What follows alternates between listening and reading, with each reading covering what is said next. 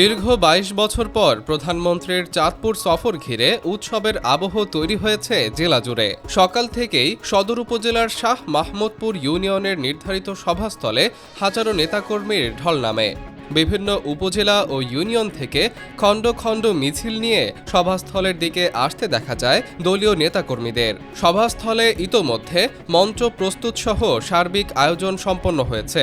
যে কোনো অপ্রীতিকর পরিস্থিতি এড়াতে পুরো এলাকা ঘিরে কঠোর নিরাপত্তা ব্যবস্থা নিয়েছে আইনশৃঙ্খলা রক্ষাকারী বাহিনী। মাঠ জুড়ে রয়েছে পুলিশসহ বিভিন্ন সংস্থার নজরদারি। স্থানীয় সংসদ সদস্য লায়ন ইঞ্জিনিয়ার মমিনুল হক জানান, জনস্বার্থে একটি গুরুত্বপূর্ণ খাল পুনর্খননের উদ্যোগ নেওয়া হয়েছে, যা আজকের এই সফরের মধ্য দিয়ে উদ্বোধন করা হবে। এদিকে জেলা বিএনপির সভাপতি ও চাঁদপুর ৩ আসনের সংসদ সদস্য শেখ ফরিদ আহমদ মানিক বলেন, দীর্ঘদিন পর এমন উচ্চ পর্যায়ের সফরকে ঘিরে জেলার সর্বস্তরের মানুষের মধ্যে ব্যাপক উৎসাহ ও উদ্দীপনা দেখা দিয়েছে। সংশ্লিষ্টরা মনে করছেন, আজকের এই জনসভা থেকে স্থানীয় উন্নয়ন কর্মকাণ্ডের পাশাপাশি দেশের সামগ্রিক রাজনৈতিক পরিস্থিতি নিয়ে গুরুত্বপূর্ণ বার্তা আসতে পারে। জাহিদুল ইসলাম, অগ্রযাত্রা প্রতিদিন, চাঁদপুর।